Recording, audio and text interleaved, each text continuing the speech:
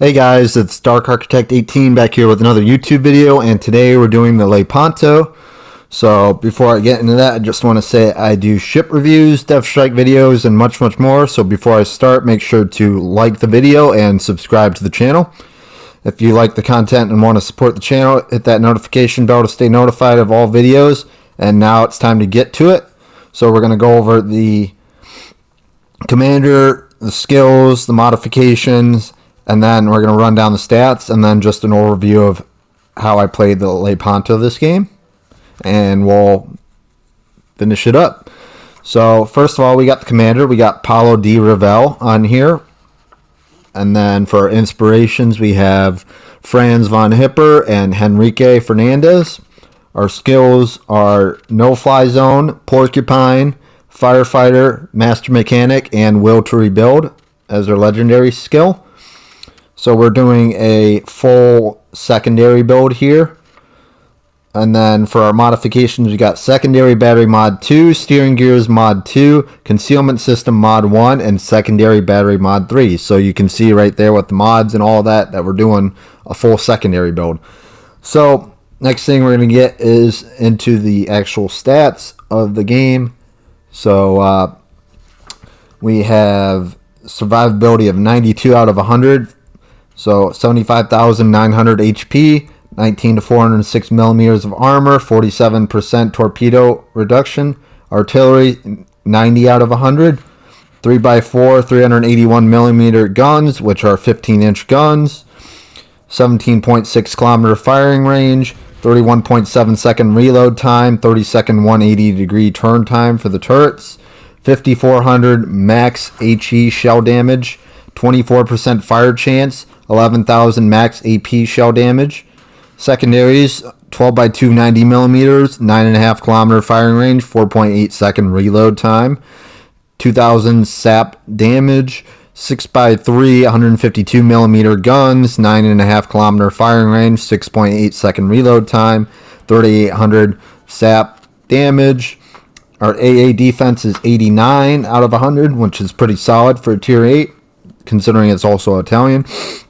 So we got 16 by 6 20 millimeter AA guns with 109 average damage per second and 2.1 kilometer firing range. And we also have an 8 by 2 37 millimeter guns with 102 average damage per second, 3.7 kilometer firing range.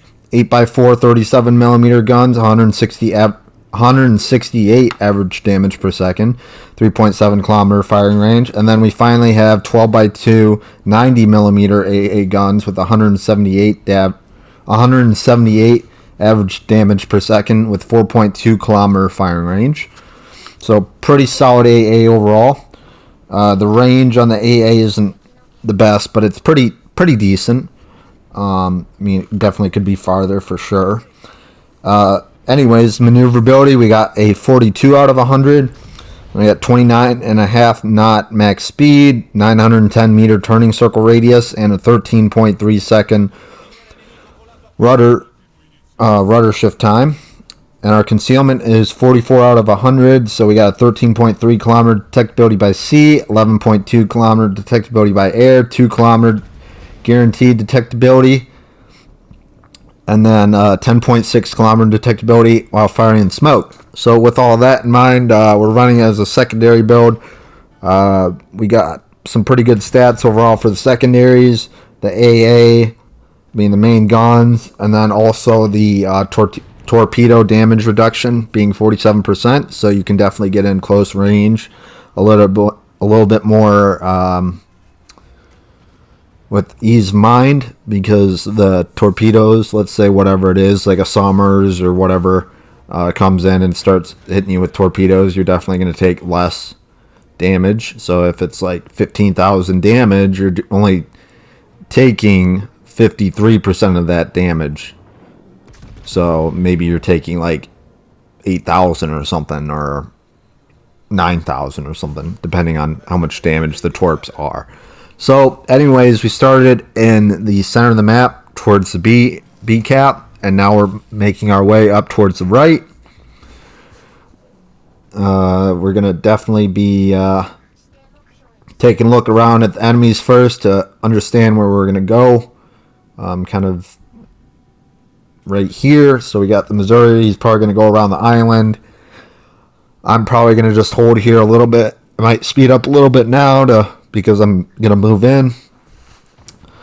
So I also got Kush. He is on same team, one of my buddies. So we're going to try to push this Missouri and the rest of this team back on this side of the map over by C. So I'm going to aim up a bit higher here. I know the dispersion and the accuracy of the main guns aren't the best with this build, but this is one of the builds that I've found that it plays really well close quarters, and the secondaries with the sap shells really do hit pretty hard.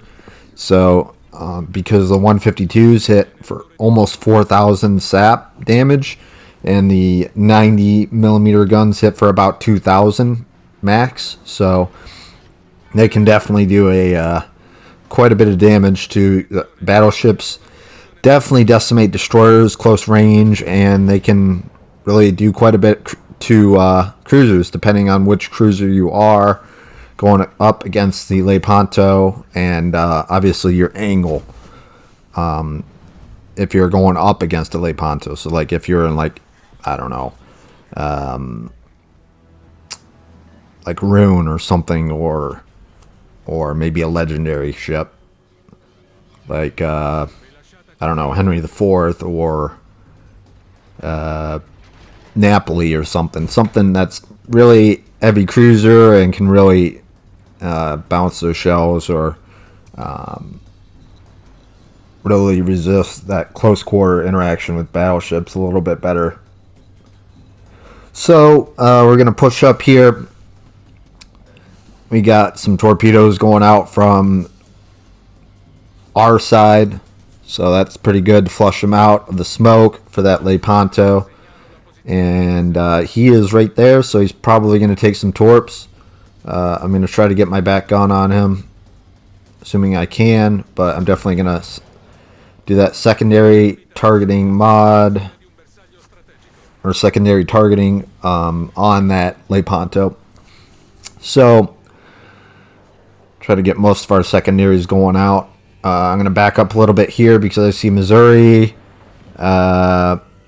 Musashi, and another actually Lepanto. So we got quite a bit to deal with here. So we're going to back up a little bit. They're pushing too far forward too quickly, and you don't want to do that in a battleship, especially this one and just in battleships in general. So it's a good thing to keep in mind when you're just looking at the battle and where you are located positionally on the map. And that'll give you a good telltale sign of, am I taking too much damage? I should probably back up. Is there too many targets up front? I should probably, hold or back up or proceed with caution. So yeah, we got the Musashi out here. He's going to be turning back in. We got one of the Lepantos is using his rolling smoke consumable. So that's another thing about this ship, is the rolling smoke consumable can definitely hide you as long as you don't fire your main guns. Excuse me. Words are tough sometimes. So anyways, we just chunked that Missouri pretty solidly right there.